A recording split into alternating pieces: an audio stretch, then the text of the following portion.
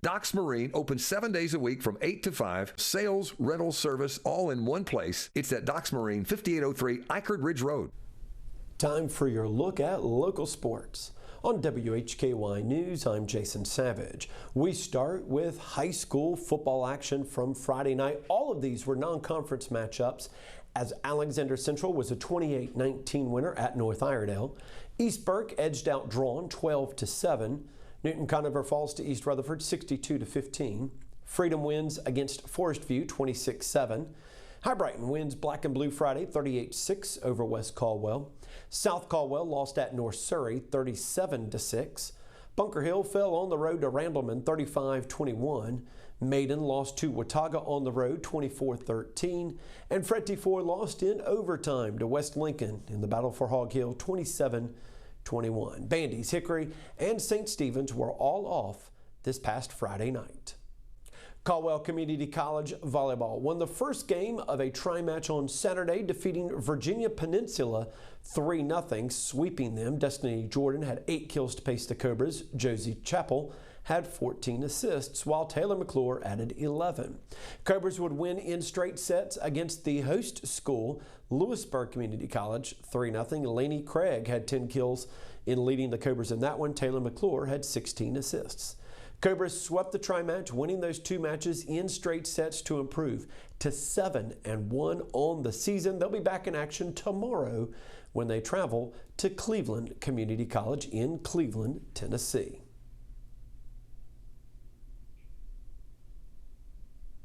The Lenoir-Rhyne cross-country teams officially opened their season Friday, taking on some strong Division I and Division II competition at the Virginia Tech Invitational. As a team, the women finished 5th and the men finished 4th. Lenoir-Rhyne will be back in action on Friday when they travel to Charlotte to take part in the Queen City Invite. Lenoir-Rhyne volleyball started their 2024 season Friday, winning over Bloomsburg in straight sets 3-0, and in over Fairmont State, winning 3-1 at the Fairmont State Volleyball Classic in West Virginia.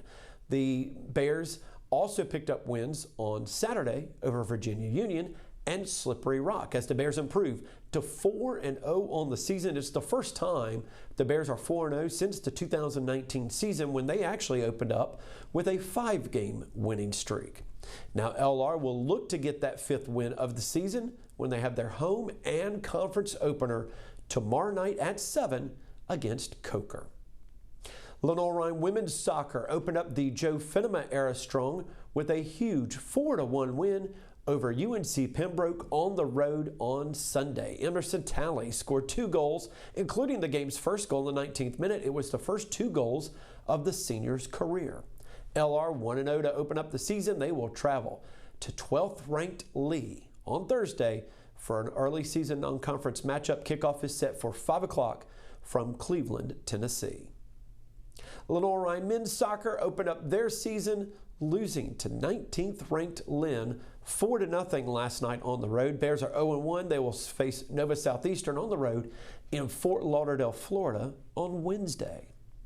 And behind the legs of Xavion, TURNER-KNOX and the arm of Jalen Ferguson, the Bears of Lenoir-Rhyne took down Bowie State 32-19 to open up the football season on a gorgeous Saturday afternoon at Hickory. Let's take a look at some of the highlights from this contest. Jalen Ferguson passing here to Dominique Marshall, who gets it down to the Bowie State 25-yard line for a gain of 36 yards.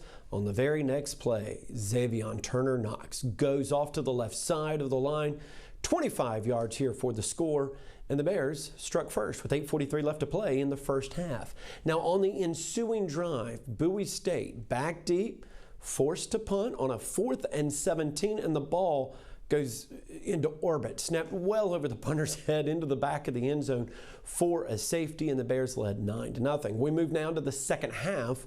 Lenoir-Rhyne leading 16-6 at this point, when on the opening drive of the half, Ferguson finds Zion Agnew, who splits the defense, scampering 51 yards for the score. Ferguson would go 17 for 27 for 270 yards and this touchdown. On the very next series, the Bears' Chris Brown intercepts a Bulldogs pass close to midfield, and the Bears would score to extend their lead to 29-6 at that point. and would cruise from there. Turner-Knox, a career-high 204 yards rushing, 3 touchdowns. Andre Jefferson would lead the defense with 7 tackles, 2 tackles for a loss, a sack, a blocked field goal, and 4 quarterback hurries. Monster game. Bears 1-0 on the early season. They'll be hosting Tiffin, the Dragons, on Saturday. Appalachian State volleyball split their first day at the Mountaineer Classic, winning 3-2 over East Tennessee State, but falling to Kennesaw State 3-0. Saturday, the Mountaineers would sweep Gardner-Webb 3-0. As the Mountaineers are 3-3 on the season, they will be hosting Clemson, Wofford, and Winthrop for the Black and Gold Invitational at the Holmes Convocation Center in Boone coming up this weekend.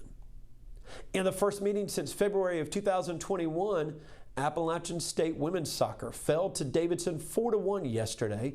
Sophomore midfielder Olivia Simon scored the Mountaineers' lone goal of the match. App is 2-3-2 on the season. They'll be back in action Thursday as they travel to Fort Myers, Florida to take on Florida Gulf Coast. Appalachian State field hockey faced their first setback, losing to Richmond Friday despite leading the shot count 18-6. The Mountaineers fell to a late fourth period goal and lost 2-1. Now, App would lose to VCU yesterday 3-2, despite the Mountaineers coming from behind in regulation and taking the lead. A late fourth period goal from the Rams would force overtime, and they would beat the Mountaineers with a 61st minute score. Mountaineers 2-2 on the season. They'll return to Boone to face Wake Forest Friday night. Appalachian State football lost to 22nd ranked Clemson 66-20. Before Saturday, App's last 8 games against power conference opponents had all been decided by 7 points or less, with the Mountaineers going 3-5 in that stretch. Now they're 3-3 in their last 6 games against ranked opponents. App is 1-1 on the season. They'll go to East Carolina Saturday for a matchup at 4 p.m. And Lenoir-Rhyne's fourth inning home run lifted the Hickory Crawdads to a 4-3 win over the Rome Emperors on the final fireworks Friday night. Saturday, Crawdads Hickory would win Saturday, I should say, in dramatic fashion. Jason Morabel hitting a 3-run home run in the bottom of the 10th inning, giving the Dads a 9-6 win. But yesterday, Hickory would lose 4-3 to wrap up the 2024 season. Morabel would have another pair of hits and 2 runs scored yesterday. Dads finished the year 62-70 overall. They opened up the 2025 season April 4th in Kannapolis as members of the Carolina League. Opening series will be a 3-game series against the Kannapolis Cannonballers, the Class A affiliate of the Chicago White Sox. The home opener will be April 8th at LP Friends Stadium against the Augusta Green Jackets, the Class A affiliate of the Atlanta Braves. As always, there's much more online at our website, WHKY.com. Plus, visit our YouTube page and Facebook for even more highlights from this weekend's action.